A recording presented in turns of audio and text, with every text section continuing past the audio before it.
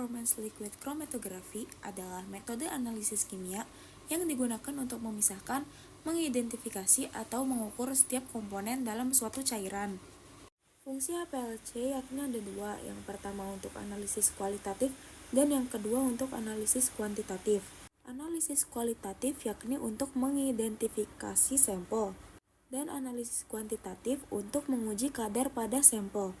Jenis sampel yang bisa diukur oleh HPLC yaitu yang pertama ada golongan obat-obatan, baik herbal ataupun non-herbal. Yang kedua ada analisis polutan pada lingkungan. Yang ketiga ada residu obat. 4 ada isolasi atau pemurnian senyawa. Kelima ada quality control. 6 ada pemurnian air. 7 pemurnian protein. Tipe HPLC ada 4. Yang pertama adalah normal phase. Normal phase ini adalah kolom bersifat polar, sedangkan fase gerak bersifat non-polar. Fase ini digunakan untuk senyawa peka terhadap air.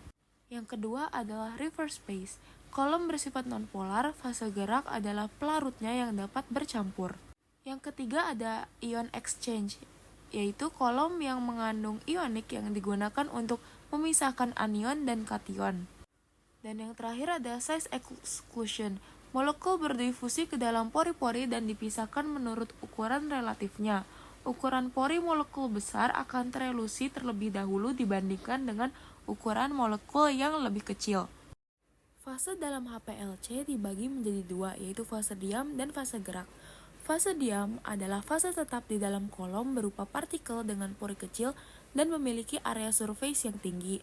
Fase diam ini dibagi menjadi dua. Yang pertama ada fase diam polar atau normal phase, yaitu contohnya ada silika dan alumina. Dan yang kedua ada fase diam non-polar atau reverse phase, yang contohnya adalah hidrokarbon. Fase gerak adalah fase yang melewati fase diam. Apabila fase diamnya bersifat polar, maka pelarut atau fase geraknya harus bersifat non-polar. Contohnya yaitu ada heksana, isopropanol, dan metanol. Sebaliknya, jika fase diamnya bersifat non-polar, maka pelarut atau fase geraknya harus bersifat polar. Contohnya ada asetonitril dan tetrahidrofuran. Waktu retensi pada HPLC adalah proses dari waktu injeksi hingga munculnya puncak senyawa-senyawa. Waktu retensi dibagi menjadi dua, yaitu waktu retensi tinggi dan waktu retensi rendah. Waktu retensi tinggi yaitu hasil sampel lebih lama keluar, sedangkan waktu retensi rendah hasil sampel lebih cepat keluar. Lalu ada elusi, eluen, dan eluat. Elusi merupakan proses pemisahan yang melewati fase diam menuju fase gerak. Elusi dibagi menjadi dua, yaitu isokratik dan gradien. Isokratik yaitu elusi yang menggunakan satu pelarut atau eluen tetapi komposisinya tetap sama. Sedangkan gradien merupakan elusi yang menggunakan dua pelarut atau lebih tetapi komposisi pelarut tersebut berubah-ubah selama proses berlangsung. Lalu yang kedua ada eluen, yaitu fase gerak yang membawa sampel dari titik injeksi sampai ke kolom. Yang ketiga ada eluat, yaitu senyawa yang keluar dari kolom atau hasil dari elusi. Bagian-bagian HPLC yang pertama ada solvents, yang berfungsi sebagai cairan untuk fase gerak. Yang kedua ada kontrol modul sebagai kontrol alat. Yang ketiga ada degasser sebagai untuk menghilangkan gelembung pada sampel. Yang keempat ada pump atau pompa untuk menyedot cairan dan sampel. Yang kelima yaitu injektor untuk menginjeksi sampel. Yang keenam ada TCC sebagai kontrol suhu cairan dan sampel pada kolom. Yang terakhir ada detektor sebagai alat untuk mendeteksi zat-zat dalam sampel.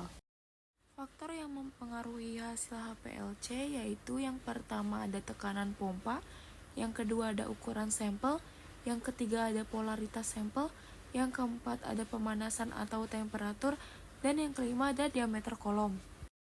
Bagian-bagian yang harus dikalibrasi dalam HPLC yaitu ada pompa, injektor, dan detektor.